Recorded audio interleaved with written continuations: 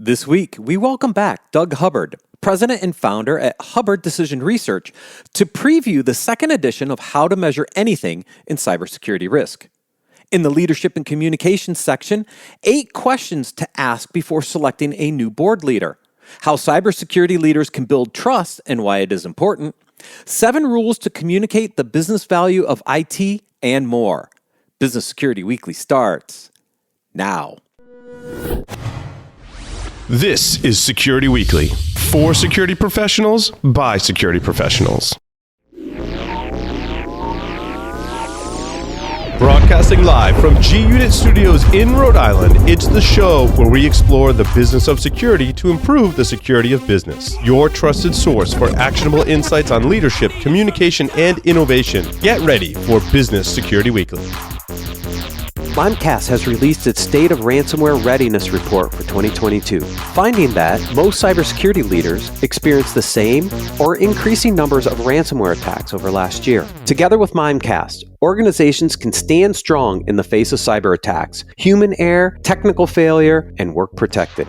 Mimecast, work protected. Visit securityweekly.com/Mimecast to learn more. Managing and protecting the world's grueling number of endpoints, enabling Tanium's customers to see, control, and protect every endpoint everywhere. Tanium's mission is to provide certainty in uncertain times with the industry's only converged endpoint management. Trusted by the U.S. military and the majority of the Fortune 100, today, Tanium helps manage and protect nearly 30 million endpoints. Tanium, the power of certainty. Visit securityweekly.com/Tanium to learn more. According to the 2022 Data Breach Investigations Report, 82% of breaches involve the human element.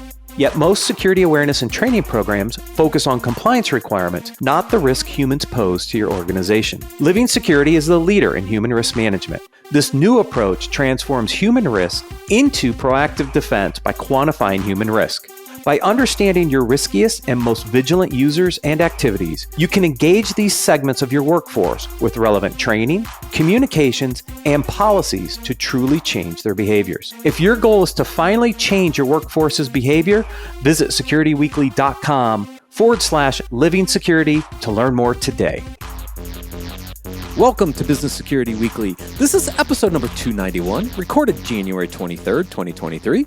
I am your host, Matt Alderman, not in my office, as you can tell. The brick background, that means I'm at Living Security Studio down in Austin.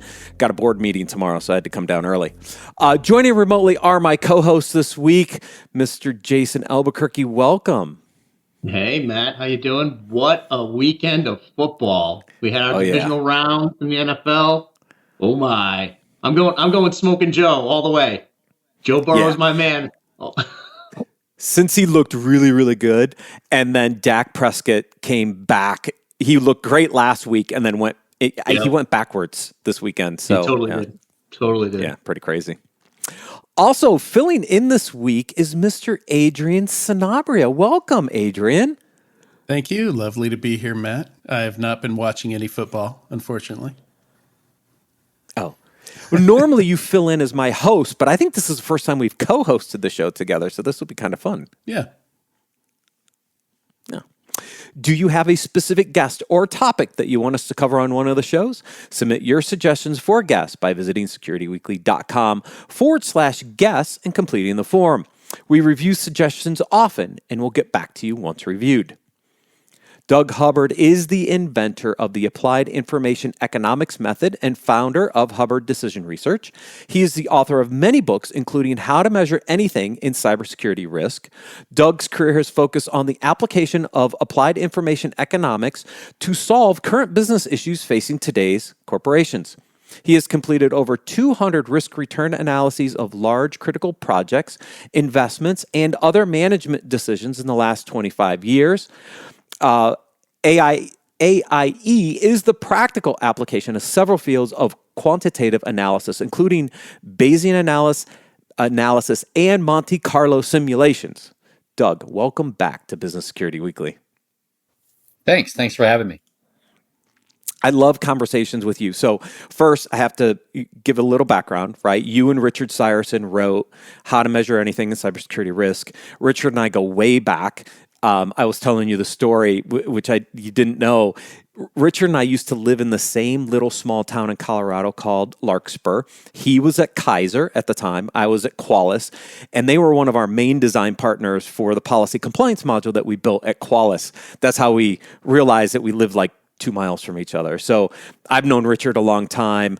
The book in this first version had great success. Our data scientist here at Living Security is actually a huge fan of the book, and both of you, because we have actually implemented a lot of what's in that book in our human risk index calculations that we use here at Living Security. So it's always fun to have you come on so we can geek out about risk algorithms.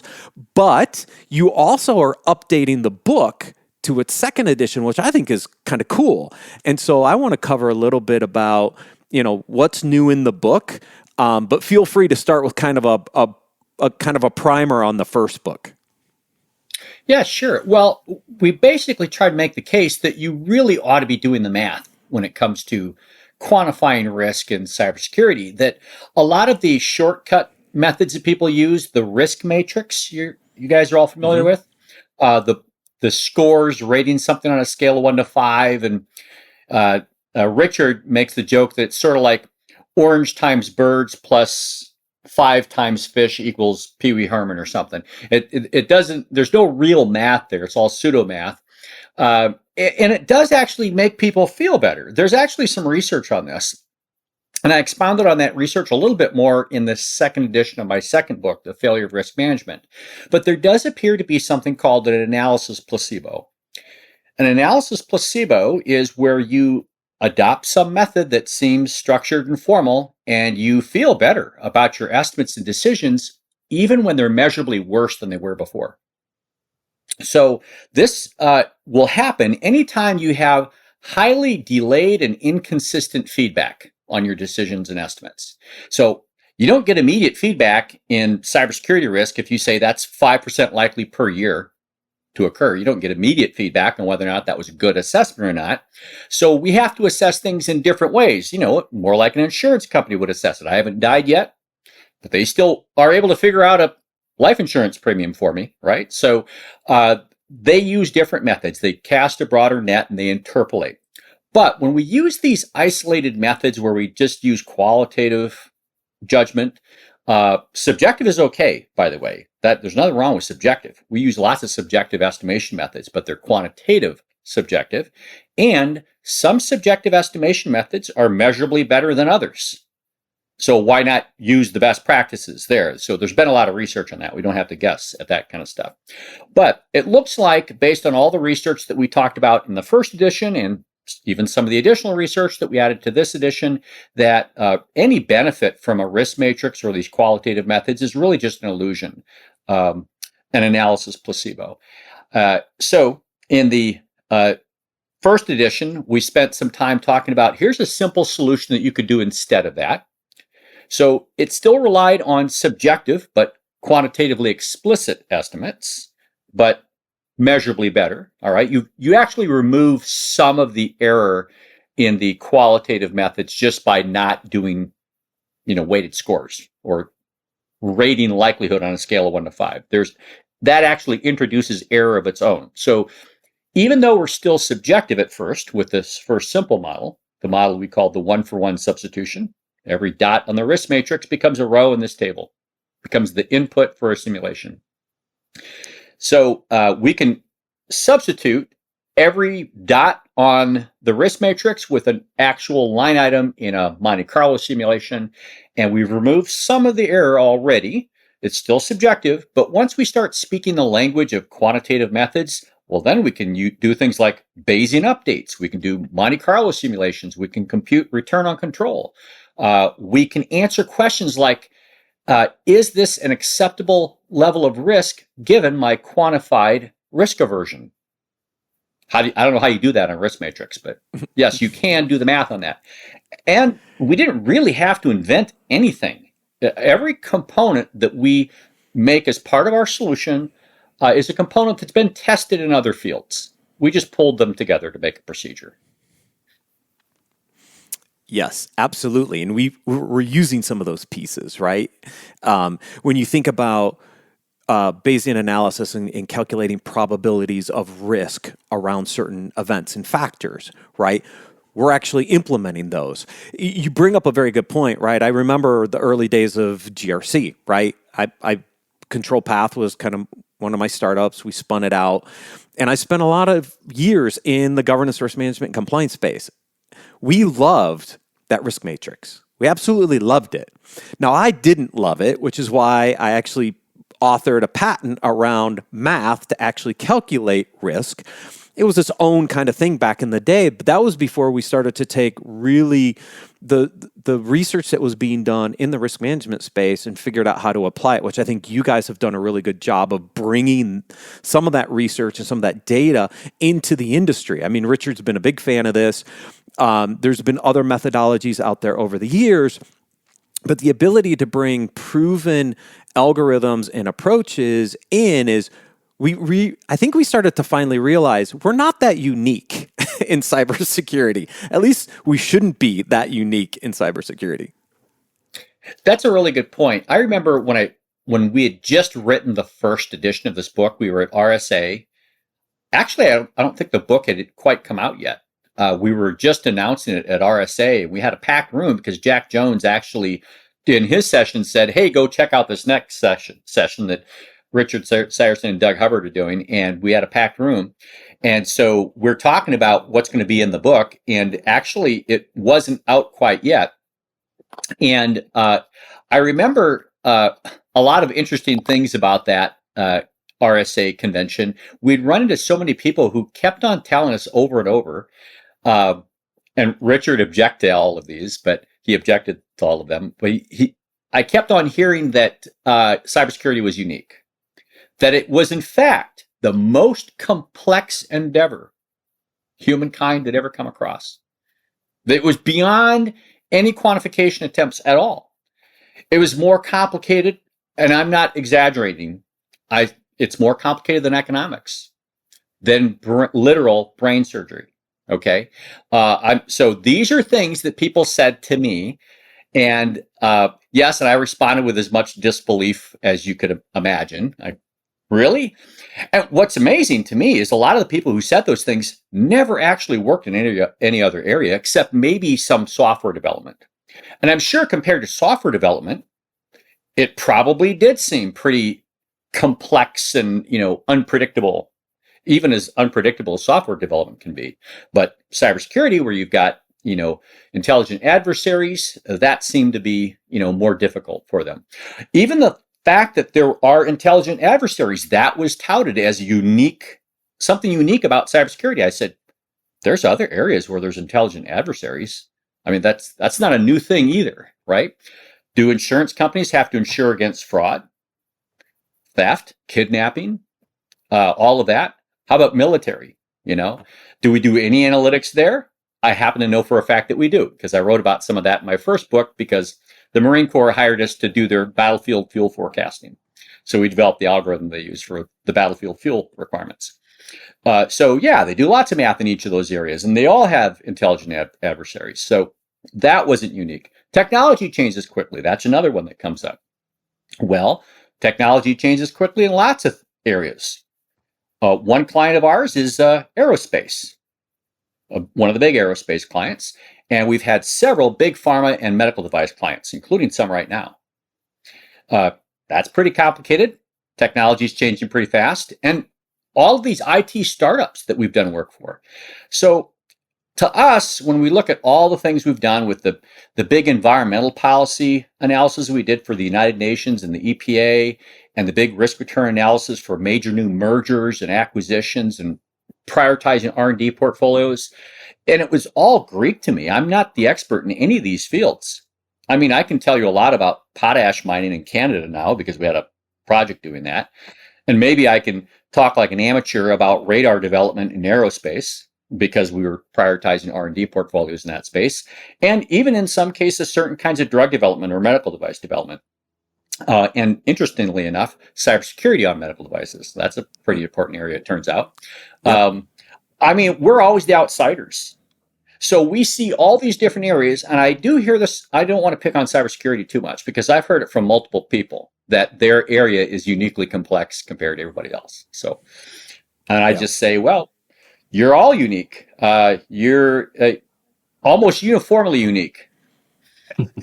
Like Doug, trillions of others in the place, right? So, first off, Doug, having served in the United States Marine Corps, thank you for helping us out and serving. Serving the military. Your expertise is something much needed. So I just wanted to thank you, having served in the Marine Corps, for that. Well, I appreciate that. It was an honor, I'll say, and I'm sure I did a lot more good than a rather old field artillery officer at that time. Agreed. So, 100% agreed. Some of us, those of us who've been in the industry for a while, know that we're not unicorns, right? When it comes to it. But what I've seen over the course of my career is that one of the biggest problems is security doesn't understand the business, and the business in many instances doesn't understand security. So we're not speaking each other's language, right? And I had the benefit over the course of my career to work with some really great leaders, some really great CEOs, CFOs. And, the easy button is that risk matrix. That's the easy button to walk in the door. But, when you're challenged by a CFO or a CEO, when you bring that risk matrix and you use red light, green light, yellow light as your, as your alerting mechanism and your data you're bringing to the table. At one point in my career, when I was very young in my career, I had a CFO say to me, listen, I'm going to put it to you simply, kid. I need to know if the squeeze is worth the juice. And then we sat down and we talked about, do we have an accurate asset inventory? Do we have assigned value to that asset inventory? Can you help me calculate our exposure, right? Can I expect what my losses would be if I were to have an outage or if those assets would go down? What's the likelihood of that to occur on an annual basis? So that CFO taught me how to do quantitative analysis by sitting me down and saying, listen, what you're bringing to the table is just surface. It's easy button. We need to understand this a lot better. So I got a lesson in the business. I got a lesson in what the CFO, the CEO, and the board want to know so they can make good business decisions, so they can talk about risk appetite and risk tolerance. So for me, it's, for the cybersecurity leaders who are sitting here, we fought really hard to get a seat at the table. Well, with that fight comes responsibility. Learn the business. Get a mentor in the business. Partner with the CFO. I think CFOs were some of my early advocates when I started doing these sorts of things. So even before we started doing anything with cybersecurity, we were helping big companies and governments prioritize IT portfolios. So the big IT investments, the new software development. And they were doing these things where they would rate different attributes of the various projects with high, medium, low kinds of stuff and colors and things like this. And I remember a CFO telling me secondhand about a conversation he had with a previous CIO at a previous job where the CIO said, this is a medium, that's a high, that kind of stuff. And he said, well, I tell you what, I'm going to go down to accounting and I'm going to make sure on your next paycheck it says medium instead of whatever the dollar number is. And would that be acceptable? So, the CFO was trying to obviously make the case that I want to know what the return on this investment is. And in cybersecurity, we use the term return on control. Am I going to get $1 million worth of risk reduction if I spend $1 million on this? Right. So that's a legitimate question. We should all be asking those questions. And after I've spent my budget on risk reduction, is the remaining risk acceptable or should I seek more funds? How do I answer that question? Right. Those are answerable questions. We know how to figure them out. There's rational ways to approach those questions. Interesting. One of the areas that I think a lot have struggled with is the uniqueness of their organization and that one mathematical equation does not fit all, right? And so I'd like to talk a little bit about the subjectivity factor, right? Where everybody thinks they're so unique. How can you standardize an algorithm in our space like cybersecurity, but give some level of customization and flexibility without destroying the underlying model? Is that possible, Doug? Because we hear all the time, like, we're so unique that I have to be able to tweak this, this, and this. Are there ways to do that, but keep the core of the model together and be able to produce consistent results? Oh, sure. Well, math itself isn't one equation, right? Look at all the different rockets and planes that are all out there, and they're all based on physics, Newtonian physics and thermodynamics. Those are all different. So they have the same fundamental principles, right? But they develop all these different systems, fascinating different systems for completely different purposes, and they're still based on actually kind of a finite handful of equations, right? Obviously, you're plugging different values into those things and so forth. But there's another angle to that question. One way to ask the question like that is, does using my intuition or a qualitative method alleviate any of that complexity or uniqueness or lack of data or uncertainty in any way at all? And it doesn't. So this is an important point to make. Number one, you're modeling. You're modeling anyway, whether you're using math or a risk matrix or your intuition or flipping a coin or astrology, you're modeling. So everybody's modeling, and none of them are right. All models are wrong. A famous statistician, George Bach, said, essentially all models are wrong, but some are useful. I try to add the corollary that some are measurably more useful than others. Okay, so they're all wrong. That's why we call them models and not reality, right? But some models are measurably less wrong. And since we're going to model, you have no choice about that. Walking up a flight of stairs involves a model, okay? So you are modeling. The only question is, which modeling method is less wrong than the other? And there's actually a phenomenon I came across when I was doing the research on the second edition of the second book again. It's called algorithm aversion. There's a general tendency to hold algorithms to a higher, tighter standard than our intuition or qualitative methods. So if we are asked to compare the performance of different modeling methods, and we're asked to choose between different modeling methods for different purposes, and we're rewarded for making better bets in some way, people appear to be more forgiving of errors from human experts in qualitative methods than they would of quantitative methods, even though the quantitative method made smaller and fewer errors than the alternative. They simply just seem to be holding the algorithm to a higher standard. And if you don't meet that standard, I default to a clearly inferior modeling method. Well, that's obviously irrational. We've been calling it the ex opero ursus fallacy for quite a while before I came across the research that actually had an academic name for it, algorithm aversion. So ex opero ursus, you might have gotten from the book. That's Latin for beat the bear. I got that from Google Translate. I don't speak Latin, but I got that from Google Translate. And it's based on that joke of the two guys going ready to go hike in the woods. One guy's got running shoes on. And his buddy says, "Why are you wearing running shoes? We're going hiking." He says, "Well, I wanted to be able to run fast because I heard there were bears in the woods today." The guy with the hiking boots says, "That's absurd. You can't outrun a bear anyway." He says, "I don't have to outrun the bear. I just have to outrun you." Yeah. So the guy with the hiking boots was making an ex opero ursus fallacy. He was thinking that he's supposed to beat some ideal standard. No, all you have to do is beat the alternative, right? All you have to do is beat the alternative model. And models like the risk matrix set the bar so low that it's relatively easy for a quantitative model to easily outperform that. All we have to do is just avoid some of the errors it introduces. Right. We don't even have to outperform expert intuition to do better than the risk matrix, because the risk matrix actually introduces errors that intuition alone didn't have.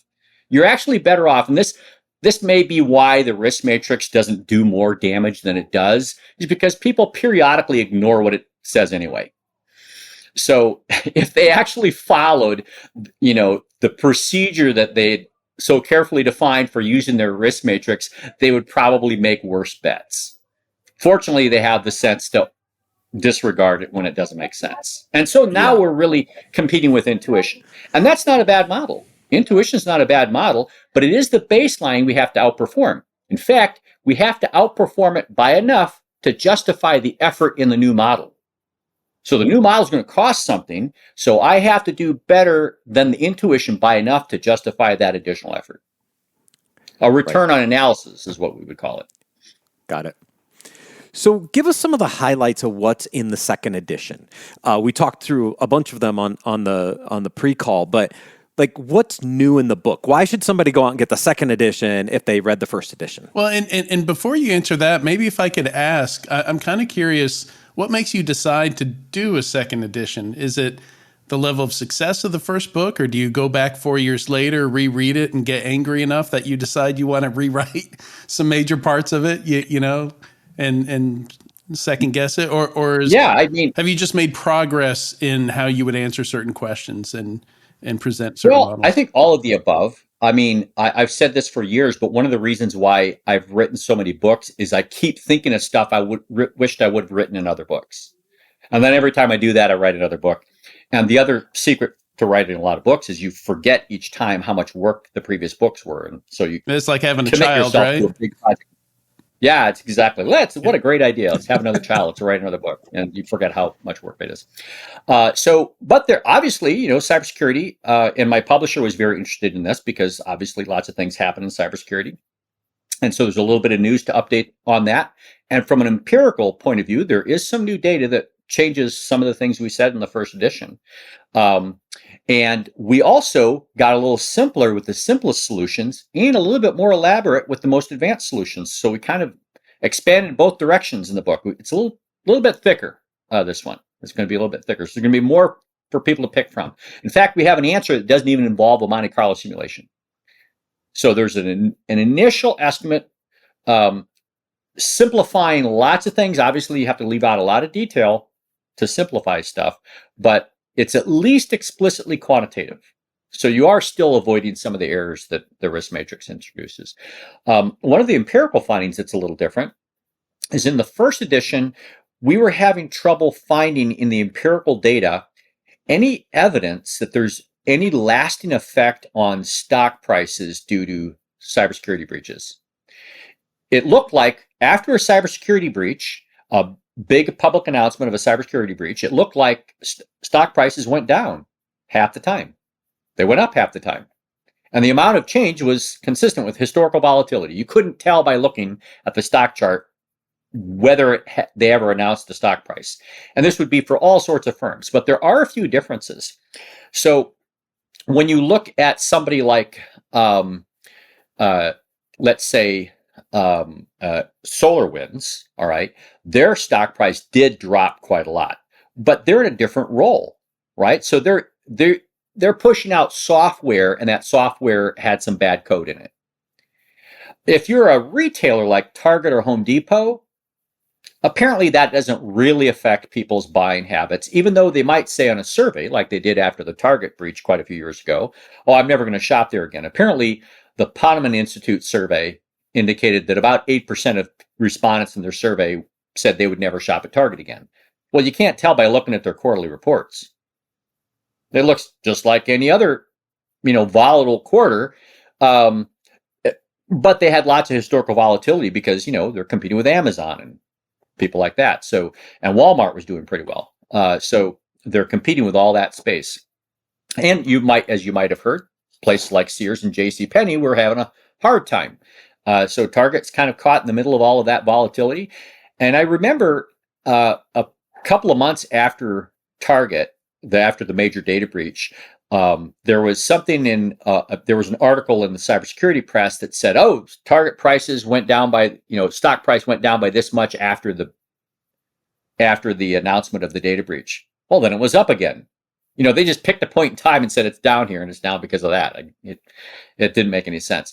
But now when we look at somebody like SolarWinds and a couple of other places that are, where really it's their job to manage your data and so forth, then it makes a big difference. So it depends on the kind of industry you're in. But for most, say, retailers or insurance companies or Merck had a huge, they had all their IP locked up, right? They won the $1 billion plus claim.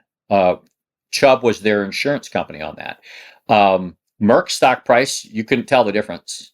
That didn't make any difference at all. So for most people, unless you're in that business where you provide a service that guarantees those sorts of things and people rely on the quality of your software or something, and that's what's actually being infected, well, then it doesn't appear it's a difference. So that's a new one. That's different from what we saw the first time. What you just hold on.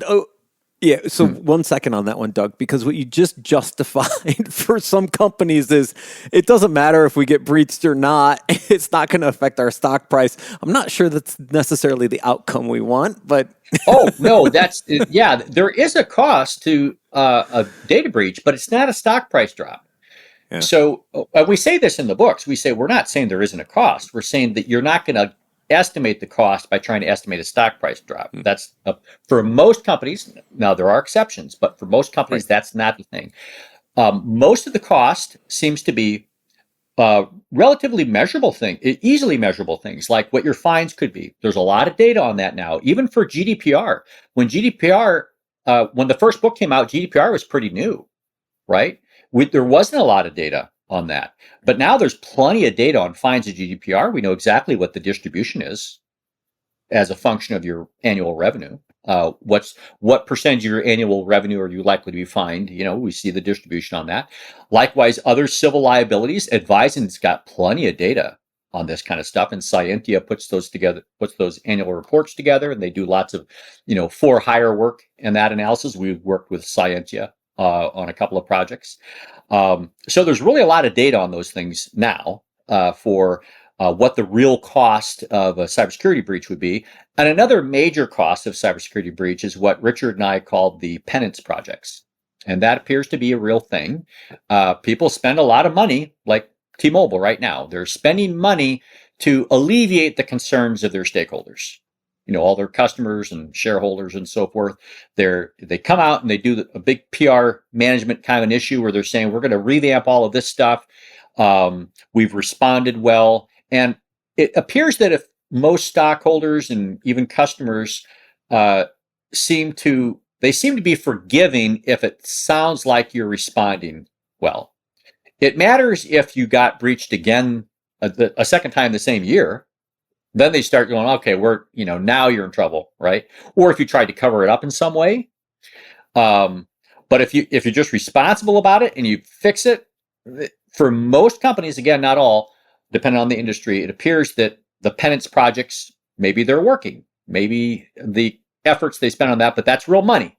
And what you're really doing when you're estimating reputation damage that way is you're actually estimating your own contingency plans. So after a breach, what do? Do you just sit back and wait for the worst to happen? Apparently not. After a major data breach, there's all these other things you start to do, and that has a cost. Marketing outreach, make sure that your customers have, good fraud detection services like All Clear ID. I talk about them in the book. I did that project for them. You spend this other money to minimize what could be much bigger costs. So that penance projects are a real cost, as are the fines and that sort of thing. So it's just a different way to calculate reputation damage. Yep. So lots of new data, lots of new updates there. What else is in the book that people should pay attention to in the second edition? Yeah, so we added that. I mentioned we got simpler on the simple stuff and a little bit more elaborate on the more advanced stuff as well. We expanded both directions. So the simplest item is what Richard was calling the rapid risk audit. So it's just a simple checklist for like a CISO's first day as CISO. Here's a list of things you could go through, still explicitly quantitative. It's not a Monte Carlo simulation because we're only using probability weighted average outcomes. So it's still a good approximation, a step in the right direction. So you can do a little bit more quickly. At the other end of the scale, we added a few new methods. For example, we actually introduce a method for how you can aggregate the estimates of multiple experts. This is an area we've spent some time on now, even outside of cybersecurity. But this is interesting. You might have heard, and this is true, that if you average multiple people together, the average of the group is probably an improvement on their estimate. And that's true because in cybersecurity, about 21% of the variation in expert judgments of probabilities of events is just personal inconsistency. They would have given you a different answer on the next day or something, right? We're not machines. We can't replicate our choices every day using the exact same algorithm every time. So there's going to be noise in our choices. And if we put all of our estimates together in a pool each time, all 5 of us, and we kept on making estimates. In general, those average estimates would be better estimates than any one of us alone. But actually, there's another method for aggregating experts. There's Bayesian methods for aggregating experts, and we've got a set of algorithms we've developed with hybrid machine learning and Bayesian methods, and we came up with some shortcut rule of thumb procedures for replicating that. Doesn't do exactly as well, but this is really interesting.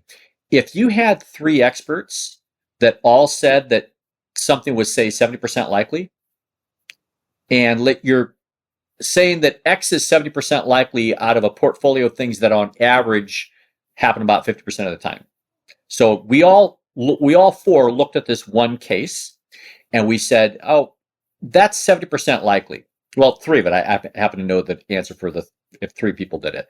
If 3 people independently, without communicating with each other, said something was 7% likely, what's the chance of it being true? It's about 81, 82%. Why is that?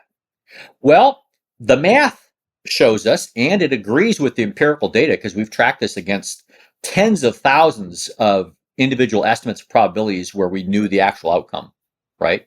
So we've had lots of people go through our calibration training. We've got tens of thousands of individual estimates of probabilities of events, of people estimating different things. And we can apply the math and we can see the actual outcome, and the math is a really good predictor of the actual outcome. The reason why our combined knowledge is better than any one of ours is because if we appear to agree, we apparently agree for slightly different reasons. So that's sort of like we each sampled some population, and we want to estimate the mean of that population based on each of our samples. And I sampled 15, and Matt sampled 20, and Jason sampled 17, and Adrian sampled 8 or something like this. We each have our separate ranges for what we think the mean of the population is. The combined mean, the combined estimate based on all of our samples is actually narrower than any of our individual means. Any narrower than any of our individual estimates of the means. You see what I mean? Mm-hmm. We don't just average the upper bounds and average the lower bounds. You see what I mean? It's actually narrower than that. So there is, an increase in information when you combine knowledge algorithmically this way. So we call this the FrankenSME method. This is what we've been calling it for a while. I think the nickname's kind of stuck now, so we're just going to keep calling it FrankenSME. But that's what our machine learning and software developer guys were doing, or calling it. So it's fascinating performance. So you've seen the movie or read the book Moneyball? Mm-hmm.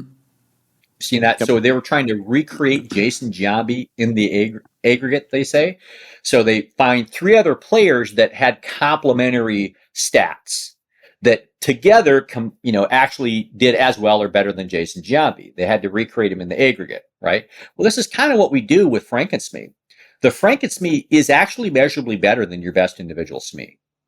So that's cool. That's a new thing. There's just a little bit in the Bayesian updates part. I like that. We also added some slightly more advanced methods on how to get started with the lens model and the log odds ratio, because now we've gotten these estimates from lots of clients. So the methods that we've described in the first book, we've actually applied to lots of clients now. And we're combining all of their subjective estimates, and we're saying, how effective is multi-factor authentication? How much do we adjust the likelihood of a particular subsystem being breached or something like that, if that's got multi-factor authentication in place? All right. And a few other general categories of controls. How much does that actually change the chance of some event occurring, given all these responses from, well over a dozen different clients now, dozens of individual subject matter experts total among all the clients. So that's all new. So when's the book coming out? Do you have a rough estimate on when it's going to be out? Later this spring.